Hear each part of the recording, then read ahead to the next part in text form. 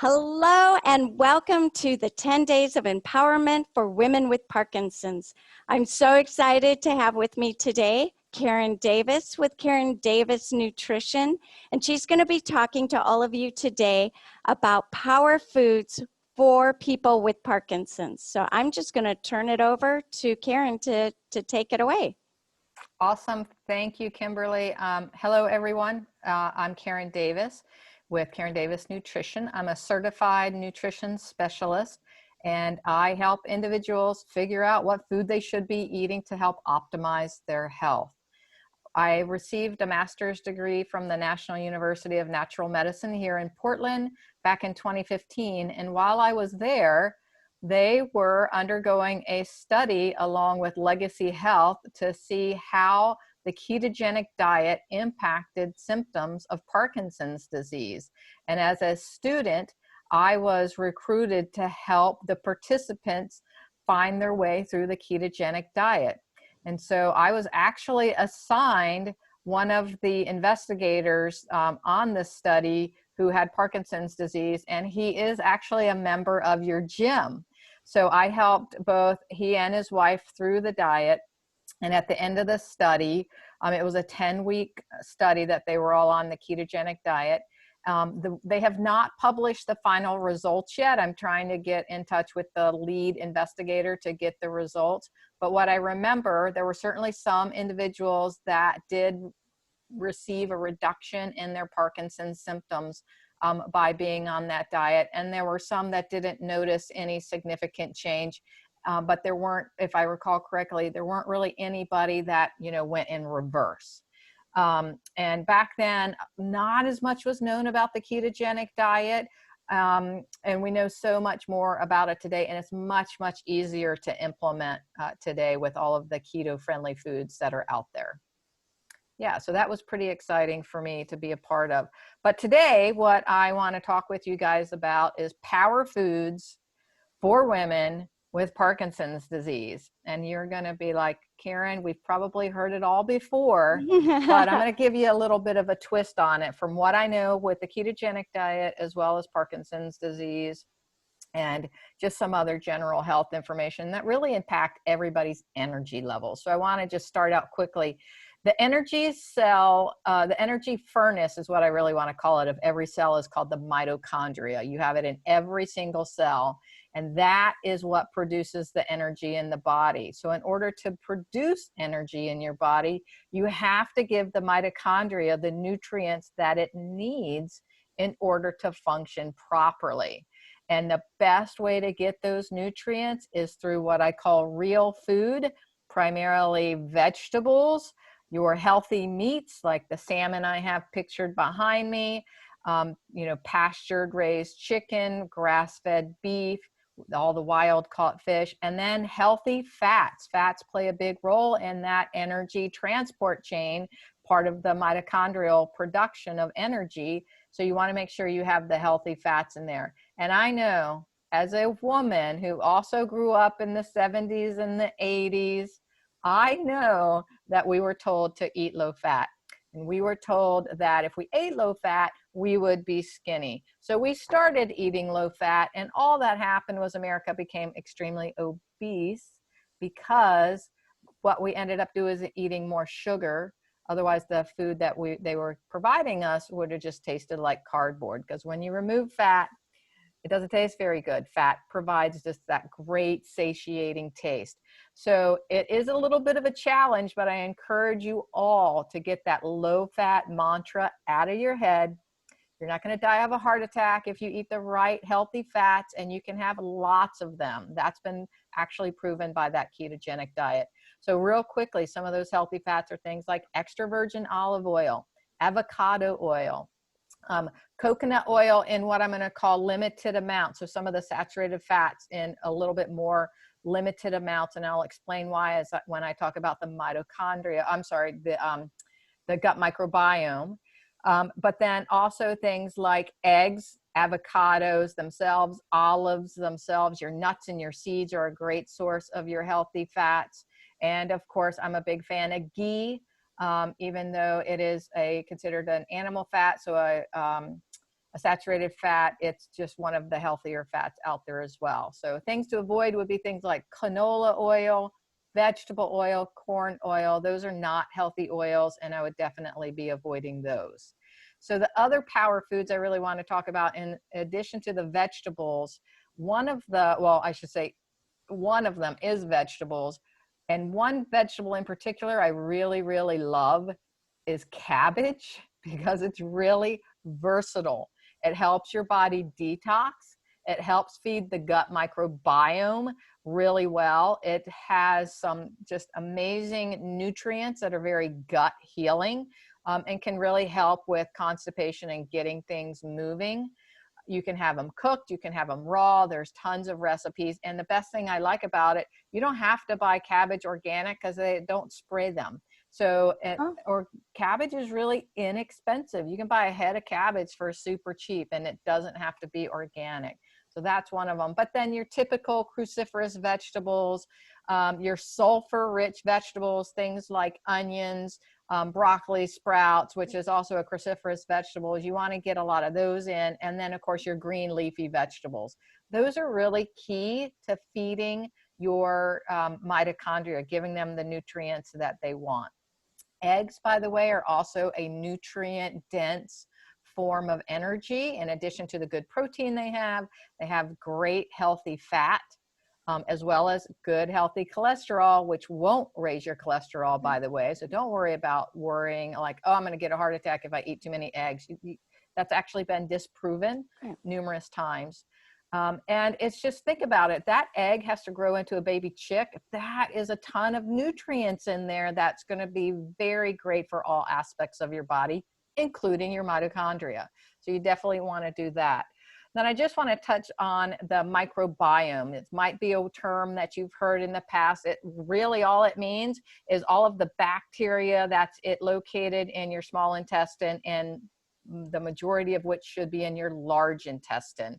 And everyone has been talking about the gut microbiome connection to the brain, and how important the gut is to protecting your immune system, because most of your immune system starts in your gut. And this goes all the way back to Hippocrates, who once famously said, all disease begins in the gut. And while he didn't have a microscope back then to see what was in the gut, it's been proven that Parkinson's begins in the gut, through that gut-brain axis. So it's important to make sure that we rebalance your gut microbiome using foods. Yes, you can take probiotics, but it's been proven in studies that the best way to repopulate your gut microbiome is through fermented foods. So things like sauerkraut, beet kraut, kefir, kombucha. You can get fermented pickles like Bubby's fermented pickles. You'll always want to buy the fermented products in the refrigerated section of the store, not in the middle of the store. If it's in the middle of the store, it's been pasteurized, which means all the probiotics are dead in that particular product. So your sauerkraut should come from the refrigerated section, and they have all kinds of flavors. And the best thing, you don't need much. Just if you have a forkful, and I said that correctly, one forkful of sauerkraut, for example, a day gets you trillions of new probiotics that go down and help repopulate your gut. Just one forkful. So it's not, you're like, Karen, I don't really like I don't like sauerkraut. I don't like to take probiotics. What else can I do? It's just a forkful. Yeah. Suck it up. I'm kidding. No. If you really don't like it. And some people can't tolerate fermented foods, so I get that. And especially if you have histamine issues, you can't tolerate fermented foods.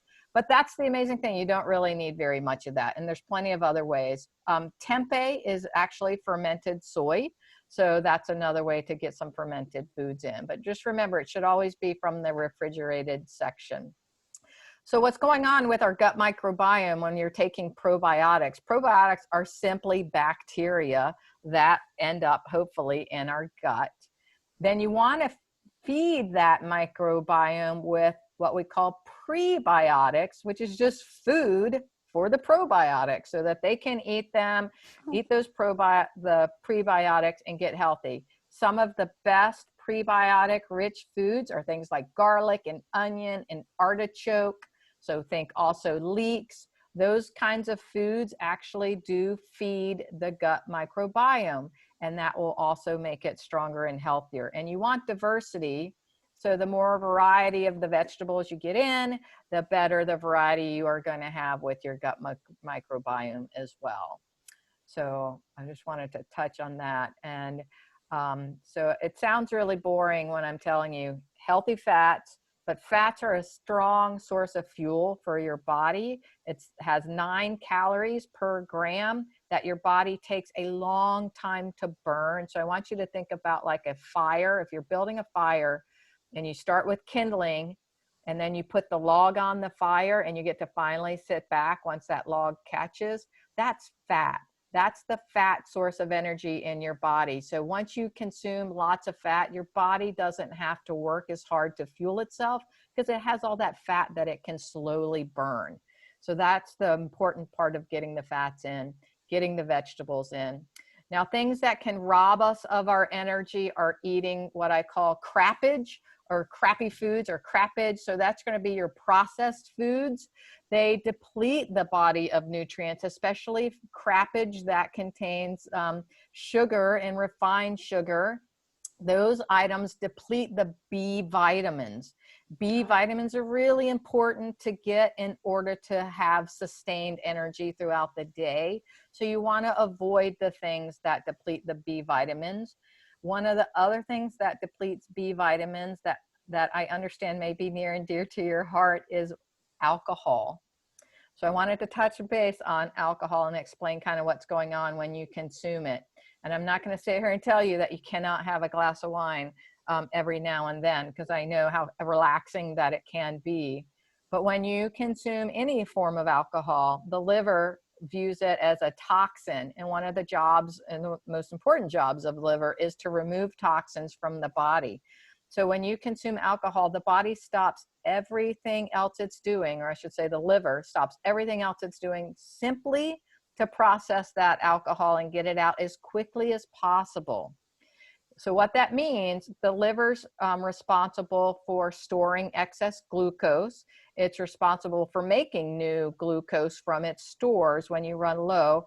It's responsible for things like breaking down fat. So when you're trying to lose weight, the liver breaks down fat. So that's one of the ways that you lose weight. Well, all of that stops and halts whenever you consume alcohol so that the liver can finish processing the alcohol as quickly as possible. So having said that, and knowing that it depletes B vitamins, one of the options out there is from a company called Dry Farm Wines. And I promise you, I don't have any financial relationship with these guys, except for that I buy their wine from time to time. They produce organic, or I should say they buy from small farms around the country, small production sites. So they're buying organic, low sulfites, low sugar, low alcohol wines. So you're still enjoying that taste of that red wine, but you're not getting as much sugar, you're not getting as much alcohol, and you're not getting the sulfites. The sulfites can create all kinds of problems, including headaches, and that's sort of partly what's responsible for your hangover the next morning, by the way, the sulfites. So think about consuming the wine, going online and buying some Dry Farm wines from those guys. They have a great variety that they ship to you as frequently as you want to get them. Yeah, I think they actually have a subscription that you can get it delivered on a regular basis. Exactly. I think I heard a whole podcast on it. It was amazing listening to it. Yeah, yeah. So we know that a lot of the wineries, and we're blessed to have so many wineries out there. And there are some great small wineries here that are organic and do small scale production. But their prices can be rather spendy. And these are very reasonably priced wines that Dry Creek will ship to you. Wow. Yeah. And one of the things, I'm kind of harping on this. So everyone's probably heard of glyphosate, which is the active ingredient in Roundup. So some guys decided to test the California wines that are down there to see how much glyphosate is in there, because it does, once it gets sprayed, it does spread across other fields. And they found like almost every California red, unless it was labeled organic, had Roundup in it. Wow. So yeah, I don't Oh, drink any California wines anymore unless it's from Dry Creek Farms, where they know that it hasn't, you know, it's been tested to show that. So you do have to be careful, because glyphosate will, you know, disrupt the gut microbiome pretty significantly. So just keep that in mind as well. Yeah. mhm. So I just have to harp on magnesium as well. If you are having some constipation, just to kind of get things moving, magnesium is a fantastic supplement to take. The only way you know you took too much is that you have diarrhea the next day. So you cannot OD on magnesium. Technically, the body doesn't store it like that, so it doesn't have a toxicity level. It's Mother Nature's natural muscle relaxant. It's how our bodies just naturally. So think Epsom salt baths. That's another way that you can get magnesium in there, is through Epsom salt baths. Great. So that helps with that. So with the food and the energy production, the keto diet, which is a very high fat, low carb diet, that will provide you abundant energy. But quite honestly, just going on a low carb diet with moderately high fat is going to be enough. Cutting out that processed garbage that's out there that, you know, I buy a bag of potato chips and have the whole thing. I certainly have during COVID-19. I do that from time to time. And so should you, if you're stressed out and you want to eat something like that, but just don't make it a mainstay, because that really is very disruptive to the body. Any of those types of fried foods are very disruptive to the gut microbiome as well. Yeah. Do you have any questions, Kimberly? No, just recently, my assistant and I were just saying how delicious artichokes are, the kind that you get into a can, water, you know, and I said, too bad you just put them on pizza. And she goes, let's look and see if they're, you know, if you could actually have them as a snack. They're filled with good stuff. They're filled with great stuff. And you know, Yeah. you can take them and people will wrap them around or wrap around them like prosciutto. You Uh-huh. can wrap like prosciutto around it and have it. You can do all kinds of things. You can actually make a hummus with, Oh, instead of using chickpeas, you can use the artichoke, and as part of that, canned artichokes to make hummus. Yeah, you can put them in salads, of course. There's all kinds of ways. Just eat them plain, just right out of the can too. Yeah. yeah. And I'm seeing all over the cauliflower rice. Yes. Or the riced cauliflower. I would make that Yes, you do have to because, make that. yes, because they don't like it to be called rice. But yeah, they're coming out with all sorts of flavors. I looked at it and all it is cauliflower and maybe some other vegetables or some nice herbs. And it's a whole plate full of this cauliflower for like 130 calories, but it's quite, uh, It's a cruciferous vegetable, so mhm. it's very good for your gut microbiome as well, and boosting your immune system for sure. Yeah, Yeah. and that's what the vegetables do. They provide nutrients that do boost the immune system, which is, you know, during these times, or in all times, but certainly during these times, are very important. Yeah, cauliflower has become all kinds of things, right? You know, Yes. the pizza, the riced cauliflower, and you're right, you have to call it riced cauliflower, because I ordered cauliflower rice at a restaurant thinking it was riced cauliflower, and it was just rice with some cauliflower in it. Oh. So don't make that mistake. I was like, ooh, Yeah. there's a And lot then of you heard rice. the thing with the food industry where the rice industry was actually kind of putting a halt to cauliflower being called. So for those of you who don't know, ricing, like when you rice something, is different than it being rice. So that's all Right. they're saying, is that the cauliflower has been riced. Yes. Crazy. Yes. Uh, Exactly. but anyway, I think that's so clever that they've come up with all sorts of, you know, mashed potatoes and, like you said, pizza crust and everything made out of cauliflower. And Hmm. yeah, And I think you're going to see that with more and more vegetables. One of my favorite dinners is to take the really, really big carrots, so the super long carrots that are sort of thick, and I just get a vegetable peeler and then I peel them down so they're like thick strips. And so they're like noodles, thick noodles. And then I saute them in olive oil in my pan, or avocado oil in my pan, for about 5 to 7 minutes just to soften them. And then I'll throw on a pesto sauce and some shrimp, Oh, and wow. it's delicious. So then the carrot flavor goes away. So you just have this nice, soft, noodle-like dish without this strong carrot taste. So that's something you can sort of make noodles out of almost any vegetable these days. You know, zucchini noodles, Yeah. sweet potato noodles, and then there's the spaghetti squash, which is just like spaghetti. Love. Yeah, so Mm-hmm. that's really good. So definitely it doesn't have to be boring. Like I grew up, my mom just opened up cans of vegetables. I used to hate beets because they always came out of the can.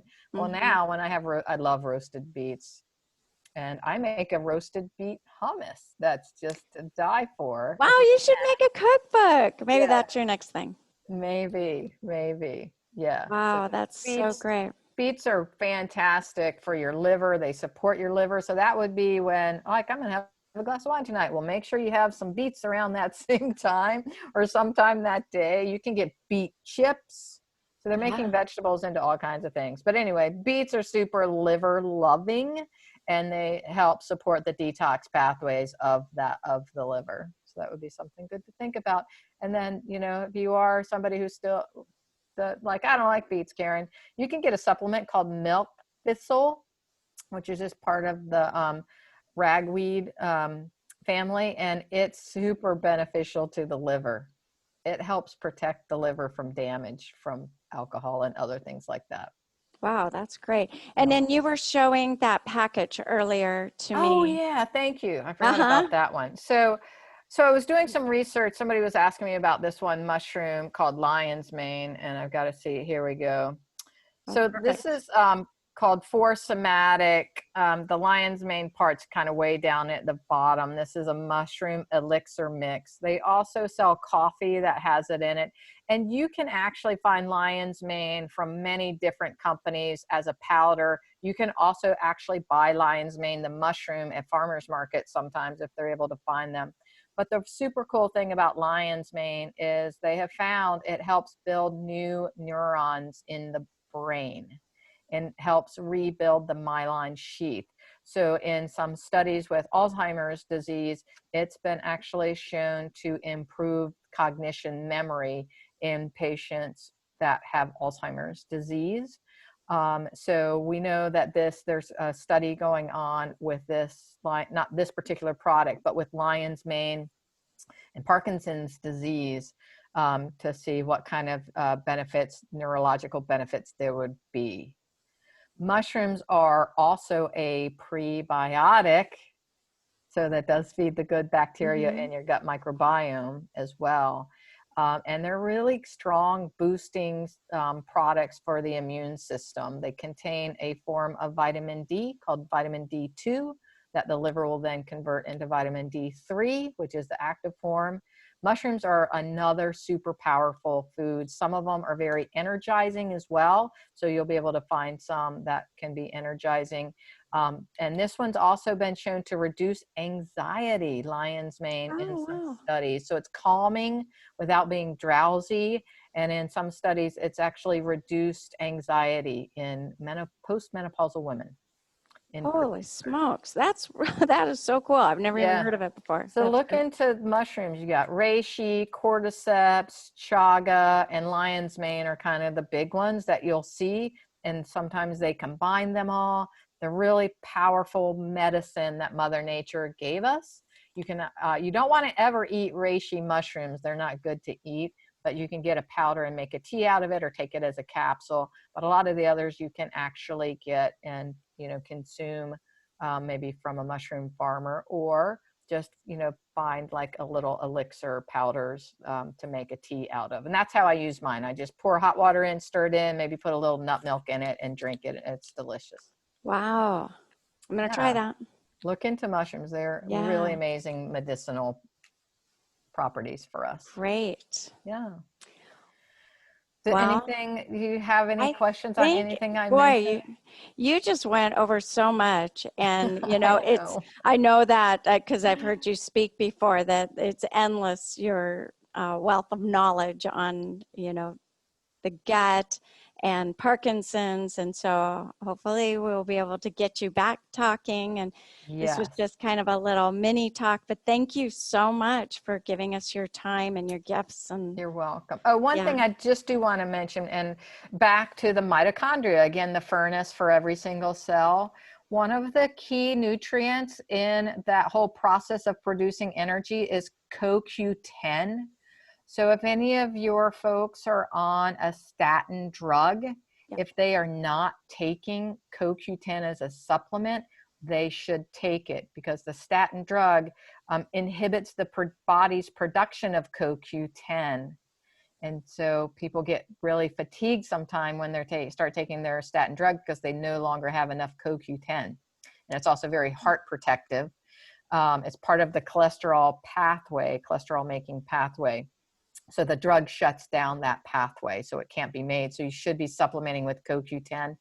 I just supplement with CoQ10 anyway. If I know mm-hmm, I'm having a particularly stressful week or have a lot going in, then I will just, take some CoQ10, because it does help boost the energy. So that's just something else to think about as well. Your body produces it, but if you're on a statin drug, you're not making enough of it.